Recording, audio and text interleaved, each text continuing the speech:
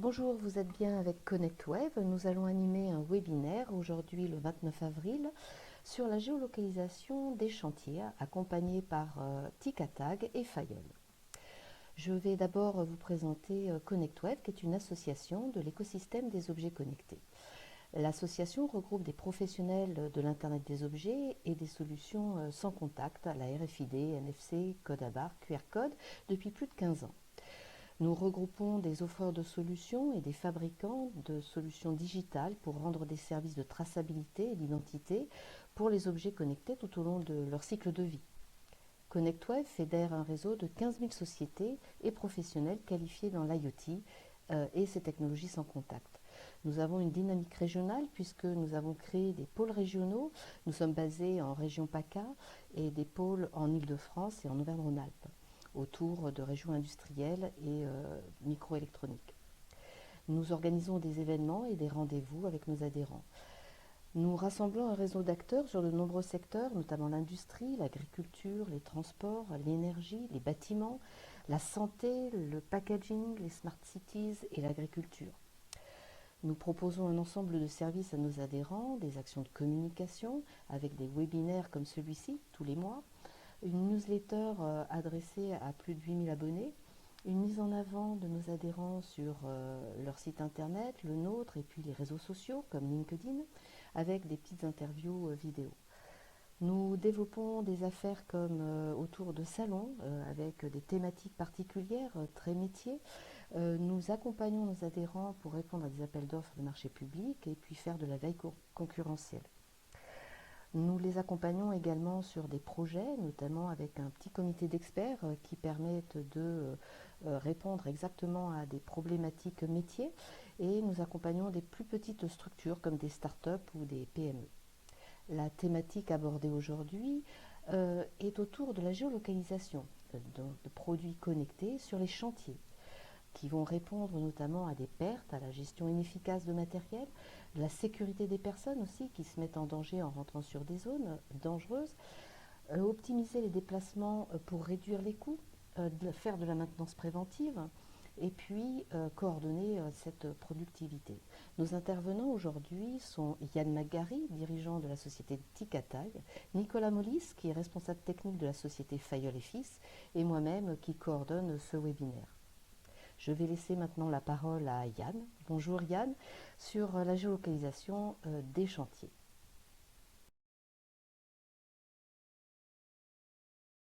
Merci Sophie et merci de cette invitation de ConnectWave qui va nous donner l'opportunité de présenter un peu ce qu'on peut faire avec Ticatag. Alors, juste, je vais commencer par introduire un petit peu ce que fait Ticatag. Donc, Ticatag en existe aujourd'hui depuis 2013, donc une douzaine d'années. On est issu de l'équipementier télécom Alcatel-Lucent, donc de culture télécom, et on a démarré notre activité sur les technologies BLE, Bluetooth Low Energy, donc avec le support un peu régional de la région Bretagne. Voilà. Donc Ticatag aujourd'hui, c'est une plateforme IoT. On a à peu près 30 000 utilisateurs et 48 000 objets connectés sur notre plateforme. Donc, on utilise un écosystème de partenaires, de matériel, puisque nous ne sommes pas fabricants de matériel, soit français, soit chinois, soit australien.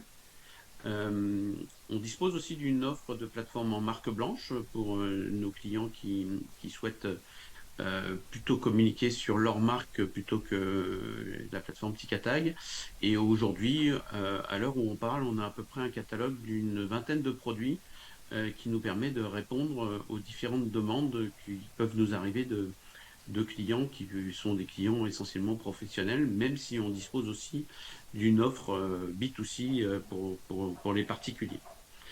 Alors, si on résume un petit peu, si on un petit, dans quoi Ticatag, enfin quel est aujourd'hui le positionnement de Ticatag dans l'écosystème IoT.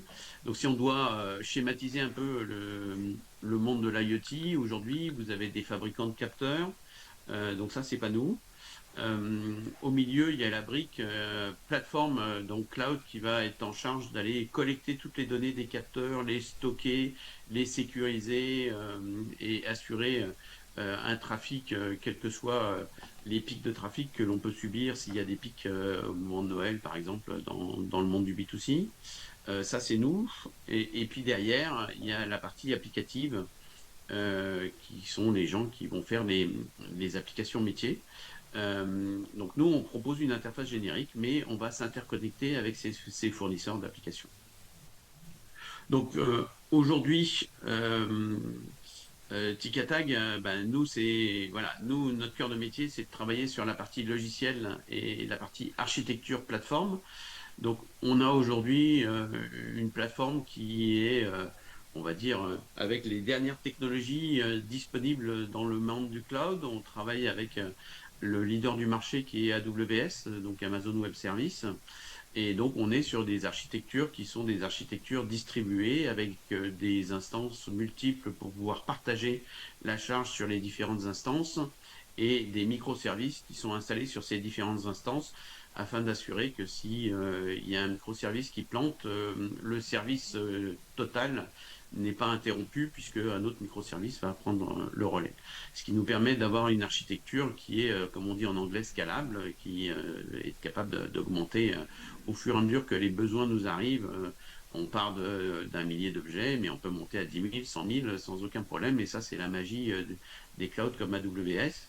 On a une architecture qui est robuste puisqu'elle est sur des instances partagées et performantes pour qu'on puisse assurer l'écoulement du trafic de manière stable et ne pas se saturer quand on a des pics de trafic. Voilà. Donc voilà, ce que je disais, c'est que nous, on travaille, on est membre du programme AWS et on a une certification FTR qui est en cours, qui permet d'assurer à nos clients qui veulent avoir des garanties de sécurité que notre plateforme est conforme aux best practices de gens comme AWS. Donc aujourd'hui, pourquoi on a fait ce choix de se concentrer sur la partie plateforme? C'est d'abord, ça nous permet d'être agile. On est capable de mettre en place et répondre à nos clients sur des demandes particulières, de faire des POC, des proof of concept. Quasiment en une semaine, on met en place un POC pour un client qui a une demande. Bon, tout en restant humble, hein, nous on se concentre sur une chose que l'on sait faire, donc on essaye de bien la faire et ce qui nous permet aussi d'être moins dépendant sur un marché ciblé. Donc en étant au milieu de la chaîne de valeur, on va dire, nous, on sait répondre à des cas d'usage diverses et variés, comme la logistique, le transport, l'agriculture, le sport, le vélo, etc. Et puis, ça nous permet aussi d'avoir une offre qui est économique.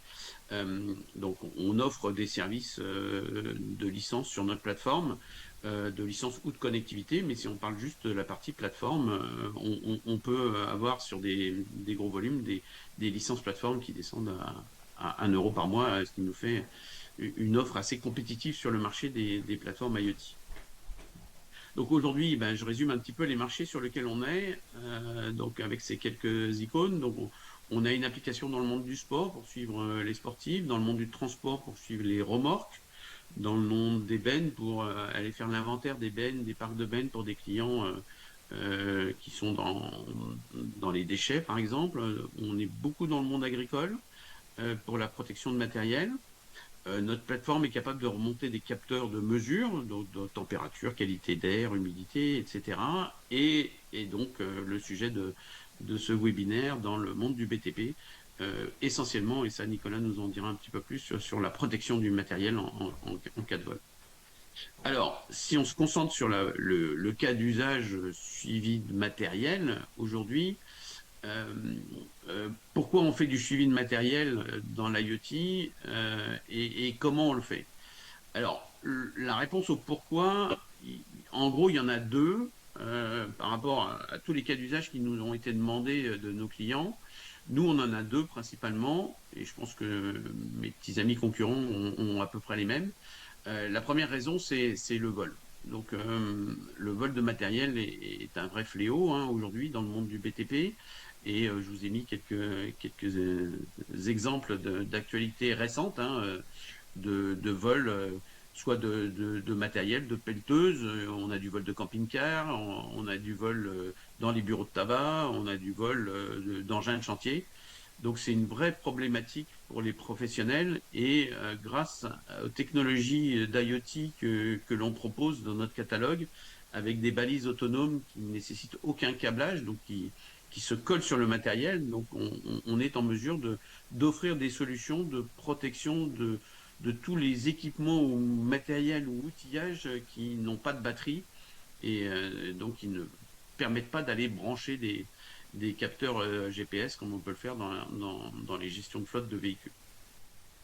Alors, la deuxième raison, c'est plutôt les gens qui souhaitent, qui ont moins de problématiques de vol, mais qui souhaitent juste savoir où faire de l'inventaire, où est son parc d'équipement une à deux fois par jour.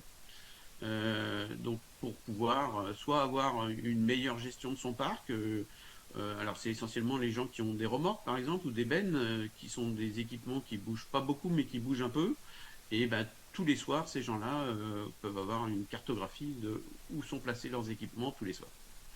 Et puis il y a un autre monde aussi des gens qui sont euh, qui achètent du matériel en commun.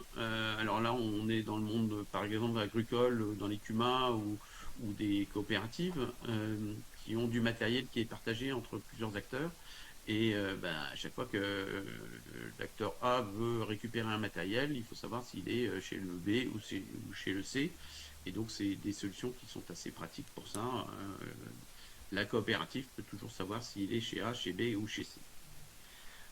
Alors, nous, ce qu'on dispose dans notre catalogue, on va avoir tout un catalogue de produits euh, que l'on a aujourd'hui intégrés sur notre plateforme et on va essayer de répondre au mieux au cas d'usage qui nous est demandé par le client. Alors là, je vous ai mis un petit cas d'usage plutôt dans le monde agricole, mais ça s'applique à tous les métiers. Hein. Ça peut être dans le cas du BTP ou le cas de la logistique. Bah, sur le côté gauche, vous avez un client qui souhaite protéger une console. Là, on est plutôt sur un espèce de terminal. Donc là, on va utiliser des trackers GPS qui sont assez innovants, ultra fins. L'objectif est d'avoir des trackers qui vont pouvoir se caser dans des objets où on n'a pas beaucoup de place de disponible. Donc on va utiliser ces technologies, des trackers ultra fins. Le deuxième cas, ben, on a un petit peu plus de place disponible. Donc on va utiliser des trackers autonomes qui tournent aussi sur pile, mais qui vont avoir un an d'autonomie. Et puis si on a la chance d'avoir beaucoup plus de place sur du gros matériel comme des remorques, des pelleteuses, voilà, des gros engins de chantier, et bien à ce moment-là, on va utiliser des trackers un petit peu plus gros, où on va avoir entre 5 et 7 ans d'autonomie sur des simples piles, des piles AA. Donc opérationnellement, ça permet aux professionnels de ne pas être à avoir besoin de recharger tous les jours ou tous les soirs comme on peut le faire avec son portable, d'avoir une à deux données par jour, mais sur des durées de 5 à 7 ans. Et puis, dans les nouveautés 2025, on a intégré sur une balise une nouvelle technologie qui s'appelle le Rescue Mode, qui est une technologie qui est issue du monde de la sécurité civile, voire du militaire. Euh, cette technologie, elle a pour intérêt de permettre de retomber, de retrouver un objet euh, même si cet objet est dans une zone sans réseau et sans GPS. Alors ça, c'est très utile pour tous les acteurs qui veulent combattre le vol, puisque en fait, comment ça se passe quand il y a un vol? Les voleurs prennent la marchandise. Si cette marchandise est équipée d'un des trackers, on va pouvoir suivre la marchandise jusqu'à ce qu'elle arrive à l'endroit où les cambrioleurs veulent cacher le matériel. Mais souvent, ils vont aller cacher le matériel dans un entrepôt ou dans un sous-sol, etc. Et là, on se trouve confronté à un problème. Bah, dans un sous-sol, le réseau passe plus et le GPS passe plus. Donc, on est incapable de dire s'il est dans la maison de droite ou dans la maison de gauche quand on se positionne au dernier point. Donc ça, c'est des grosses problématiques des gendarmes. On leur donne le dernier point, mais ils ne savent pas s'ils doivent aller faire une perquisition dans la maison de droite ou dans la maison de gauche. Donc avec cette technologie, le, le gendarme ou le PC sécurité, si c'est des problèmes de sécurité, moyennant un récepteur, va pouvoir détecter la balise dans un rayon de 5 km pour aller en mode gonio retrouver le matériel à 20 cm près. Donc ça, c'est une technologie qui est vraiment unique et aujourd'hui, sur les trackers technologie 4G, je veux dire, on est les premiers à l'avoir intégré sur cette technologie. Puisque les trackers qui utilisent cette technologie utilisent aujourd'hui les réseaux Sigfox ou Laurent. Et donc, nous, on a pu faire l'exercice sur des trackers 4G. Voilà. Et donc, pour terminer cette présentation, ce qui nous a semblé intéressant, c'est de faire témoigner un client. Voilà, un beau dessin vaut mieux qu'un long discours, comme on dit. Et du coup, on a demandé à Nicolas Mollis de la société Fayol, qui est un de nos clients fidèles, de témoigner et nous dire en quoi ces technologies IoT peuvent lui servir dans sa vie de tous les jours. Nicolas étant membre d'une société Fayol qui est dans le BTP. Voilà, donc ce que je propose, c'est de passer la parole à Nicolas pour qu'il puisse. Est-ce que ça marche? Voilà. Sophie, est-ce que tu peux ouvrir Alors, le micro de Nicolas peut-être? le micro de Voilà, Nicolas, là voilà, c'est je bon. pense que c'était Nicolas. Merci Bonjour Nicolas, à tous. bienvenue et je vous laisse présenter votre témoignage. Très bien. Donc, je représente l'entreprise Fayol, qui est une entreprise de bâtiments travaux publics, une entreprise familiale qui a un peu plus de 90 ans d'existence. On est propriétaire de nos équipements de chantier, c'est important parce qu'on pourrait faire de la location et du coup on n'aurait pas de sujet de vol ou de choses comme ça, on laisserait ça aux louageurs. Mais nous, on a fait le choix d'être propriétaire de notre matériel et on a plusieurs centaines de matériel sur les chantiers. Ça va de très gros matériel, des camions, des pelles, qui font plusieurs dizaines de tonnes. Et comme disait Yann, on a réussi à se faire voler une pelle de 30 tonnes. Voilà, donc il faut du matériel conséquent pour enlever du matériel, mais c'est possible de le faire. Mais on a du matériel plus petit, des plaques vibrantes, des mini-pelles. Et là, la solution de GPS, c'est plus compliqué. On est confronté au problème de vol depuis longtemps et on utilise le GPS depuis une vingtaine d'années dans l'entreprise. On a commencé par des solutions compliquées, on n'avait pas le choix, ça demandait beaucoup de logistique quand on voulait équiper du matériel, fallait l'emmener chez un installateur qui d'ailleurs ne pouvait l'installer que sur du matériel équipé de batterie. Et tout ça, quand on fait le choix de matériel, il faut que ça respecte des contraintes de vibration, d'humidité et de coupure de courant, puisque ces matériels de chantier sont souvent équipés de coupe-circuits ou n'ont pas de batterie. C'est tout un tas de problématiques qui fait que pendant longtemps, on n'a équipé que peu de matériel chez nous pour des raisons techniques, mais également pour des raisons de prix. À chaque fois qu'on interrogeait un acteur du marché, on nous proposait un contrat de 3 ans sur la totalité de la flotte pour une trentaine d'euros par mois. Donc autant dire que c'était des budgets démesurés par rapport au risque vol que vivait l'entreprise à l'époque.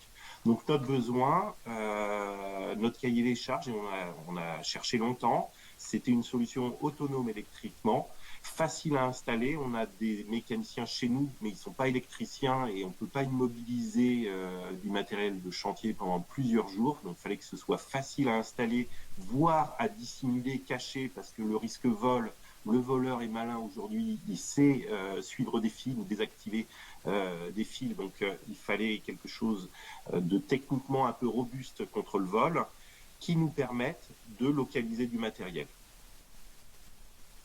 On peut passer au slide suivant. Et là, en préparant un petit peu la réunion, j'ai fait un peu l'historique et la rencontre avec TicTag s'est faite par Amazon tout simplement, où on a vu, j'ai pu voir sur Amazon un produit qui s'appelait Tiffies. Le risque était faible, hein, puisque pour une centaine d'euros de mémoire, on avait un boîtier GPS, un accès à une plateforme, un accès pendant 1 an. Et c'était français. Du coup, on a commencé par un. Et incroyable, ça marchait. C'était facile, ça répondait à notre besoin. Puis deux. Et après, on a fait des achats de 20, puis même 100. Et aujourd'hui, on a une plateforme qui doit intégrer à peu près 400 boîtiers. Aujourd'hui, cela correspond bien à notre besoin. Tout ce matériel immobile qu'on ne pouvait pas équiper avant, on le voit. Ce que j'appelle du matériel immobile, ce sont des pelles, des petites pelles à chenilles. Il faut forcément une camionnette ou un porte-char pour le déplacer. Et une fois qu'il est sur le chantier, il va bouger de quelques mètres par jour. Du coup, une position, 1 à 3, 4 positions par jour, c'est très bien pour nous. On n'a pas besoin de temps réel comme beaucoup de solutions du marché qui sont en 4G pour envoyer de la donnée en temps réel. Quelques positions par jour, c'est suffisant. Et grâce à ça, on s'est dédouané du problème de batterie qui existait depuis longtemps. Voilà, on peut passer au slide suivant. Donc, comme je disais, ça fait maintenant 9 ans qu'on travaille avec TicTag et de cette solution sans fil qu'on avait au départ, TicTag a évolué et nous a proposé à un moment des balises de fil avec batterie intégrée. Donc, on l'équipe, ce n'est pas utilisé sur le même matériel. Là, on va plus l'utiliser sur du matériel roulant équipé de batterie. Et le gros avantage de ça, c'est qu'on récupère des positions en temps réel. Donc, tout ce qui va être camionnette, camion, on peut aujourd'hui les gérer avec une seule et même plateforme. Yann en a un petit peu parlé, hein, l'abonnement est concurrentiel. La plateforme est simple, mais elle répond à notre besoin et on n'a pas besoin d'avoir quelque chose de compliqué avec des milliers d'options, des milliers de rapports que je n'utiliserai pas. Moi, avoir à un instant T, savoir où est mon véhicule et pouvoir remonter le tracé, ça me va très bien. La solution, elle est simple, elle est intuitive. On n'a pas besoin de journées ou de semaines de formation pour apprendre à l'utiliser. Un identifiant, un mot de passe. Et aujourd'hui, mes collègues peuvent la prendre en main assez facilement, alors qu'on est dans le BTP et que on n'est pas des spécialistes de l'informatique. Et on est même allé un petit peu plus loin il y a 3-4 ans, on a récupéré une partie de nettoyage des rues, de la propreté urbaine, le terme précis. Et notre client nous a fait la demande de pouvoir suivre des balayeuses pour vérifier que le travail était correctement fait, pouvoir justifier à des administrés que la balayeuse est bien passée à telle date, à telle heure, dans telle rue, pour justifier que la rue a bien été nettoyée. Et on a pu intégrer ça facilement dans la plateforme de TicTag, puisqu'on a créé des accès dédiés pour nos clients qui voient uniquement les balayeuses qui passent dans leur commune. Donc ça s'est fait facilement. TicTag, c'est vraiment un acteur avec qui on travaille simple. Quand je dis simplement, c'est passe un coup de fil, on envoie un mail et on est sûr d'avoir une réponse. C'est fluide, c'est agile. Voilà, Yann en parlait durant la réunion. C'est vraiment important pour nous de pouvoir s'appuyer sur un partenaire qui a des solutions et qui est force de proposition. Voilà, j'en ai fini pour ma présentation. Merci beaucoup Nicolas. Je vous remercie à tous les deux pour cette présentation métier, mais illustrée de cas d'usage, de cas d'application concrets sur un chantier avec ces problématiques. On vient de les voir. Et donc tous les bénéfices apportés par cette agilité et ces balises. Je vous propose de poser quelques questions. Donc, vous avez l'outil de chat sur votre barre en bas de votre écran. N'hésitez pas à les poser. Une première question sur le géofencing. Alors, Je pense que ça s'adresse à Yann. Yann, pour votre fonction géofencing, quels sont les services de votre plateforme? Est-ce que vous pouvez développer un peu plus? Alors, c'est vrai que je me suis pas trop étendu sur toutes les fonctionnalités que propose la plateforme. Donc, en gros, on propose des fonctionnalités complètement standards de plateforme IoT. Le geofencing en fait partie, donc geofencing ou barrière virtuelle en français. Donc ça, c'est des fonctions qui permettent à tout utilisateur de créer des zones autour d'une position ou d'un site de stockage et qui permet d'envoyer des alertes si jamais le matériel sort de ce site. Aujourd'hui, la fonction geofencing existe sur la plateforme. On n'a aucune limite en termes de nombre de geofence que l'on peut positionner. Ce geofencing permet d'envoyer des alertes sur les différents canaux standards, soit par email, groupe d'email ou SMS, groupe de SMS. Et enfin, la dernière fonctionnalité qu'on a intégrée récemment, c'est aussi une fonction de geofencing sur le calendrier, c'est-à-dire qu'on peut créer une alerte si le matériel sort après les heures de travail, par exemple, si le bureau ferme à 20 heures, entre 20 heures et 6 heures du matin, à ce moment-là, on lève une alerte. Et si le matériel sort pendant les heures ouvrées, jours ouvrés, à ce moment-là, on évite d'envoyer des alertes. Donc toutes ces fonctions-là sont des fonctions standards de la plateforme et qui sont proposées à tous les utilisateurs de la plateforme Ticatail. Très bien, merci, merci Yann. Ça ouvre des possibilités sur ces retours visuels grâce aux balises. Une autre question, vous avez parlé d'une nouveauté, le Rescue Mode. Euh, Est-ce que ça peut être disponible dans toutes vos balises? Alors, la réponse est non, parce que cette fonction nécessite en fait de descendre dans les couches basses de la balise, hein, dans le firmware. Donc, c'est pas disponible chez tous les fabricants.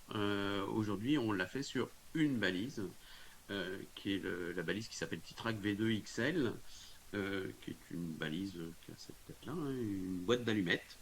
Donc aujourd'hui, la fonction Rescue Mode est disponible que sur cette balise. Donc voilà, on échange avec les clients si cette fonction est intéressante pour le client.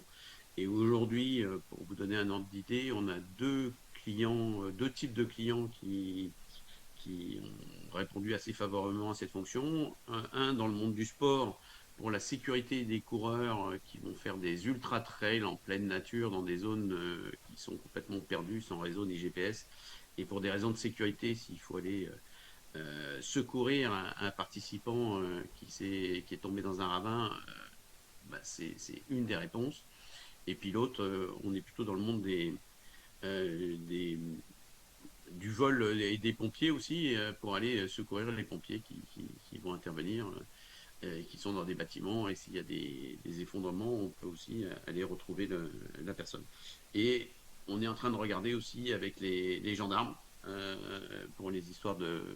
Alors, on est sur un cas d'usage assez rigolo qui est la protection des paquets de cigarettes, des cartouches. Et quand il y a des cambriolages de cartouches, les gendarmes ne savent jamais où est-ce qu'ils doivent perquisitionner, si c'est dans la maison de droite ou la maison de gauche, comme je le disais. Et le Rescue Mode permettra à ces gens-là d'intervenir sans attendre une semaine avant de choisir si c'est à droite ou à gauche qu'ils doivent perquisitionner.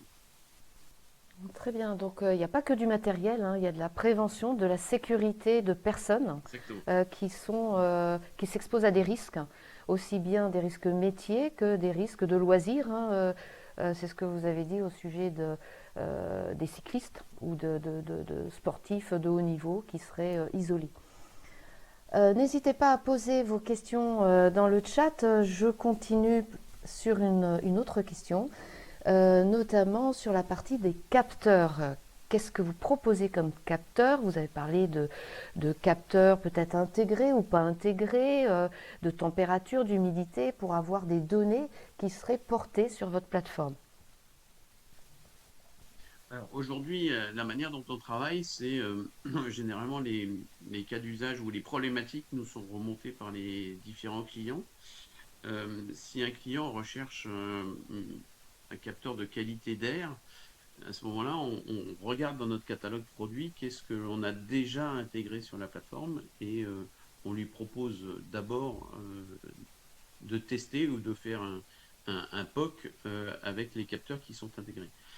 Si malheureusement la demande est un petit peu enfin, sort du commun et que c'est un capteur que l'on n'a pas dans notre catalogue, à ce moment-là, on va avoir une autre démarche qui est d'aller faire de la veille auprès des fabricants de capteurs pour identifier le capteur qui répondra au mieux à la demande.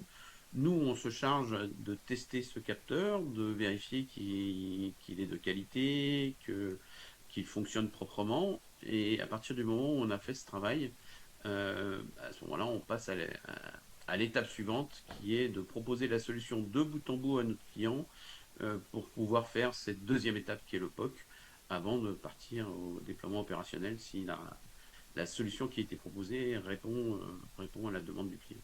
Donc c'est toujours, on suit toujours ce cycle de vie, on va dire, dans nos projets. Identification du capteur pour le sourcing, POC pour s'assurer que ça répond aux besoins, et puis si tout se passe bien, on déploie derrière chez le client. Très bien, merci Yann. Il me semble que vos balises peuvent fonctionner à l'international, partout dans le monde, ou bien c'est l'Europe. Est-ce que vous pouvez Oh non, préciser? non, alors effectivement, nous, alors c'est vrai qu'aujourd'hui dans l'IoT, on a démarré sur les réseaux bas débit, donc ce que disait Nicolas, les premiers produits que Nicolas a testés, on était dans la génération Sigfox, où les réseaux étaient encore en 3G, donc il n'y avait que des réponses en Sigfox ou LoRa pour avoir des produits autonomes avec des grosses durées. Aujourd'hui, maintenant, la 4G, TEM, NB-IoT est largement déployée en France, en Europe et maintenant pas mal dans le monde. Donc nous, nos produits supportent ces technologies-là avec des cartes SIM qui ont des cartes SIM machine to machine, M2M, qui ont des accords de roaming quasiment dans le monde entier. Donc aujourd'hui, nous, on a une carte SIM qui supporte, je crois, au dernier pointage, 172 pays, donc qui permet aux clients de, de répondre à des cas d'usage où il a du matériel qui part de France, qui va au Maroc, en Afrique, voire aux États-Unis. Très bien. Eh bien, notre webinaire prend fin. Nous avons plus qu'une minute. Ce que je vous propose, c'est de contacter Yann directement et puis nous contacter et aller sur notre site internet pour visionner à nouveau cette présentation. Je vous souhaite une très bonne journée et remercie Yann et Nicolas Mollis pour leur retour d'expérience sur la géolocalisation sur les chantiers. Merci beaucoup. Au revoir à tous.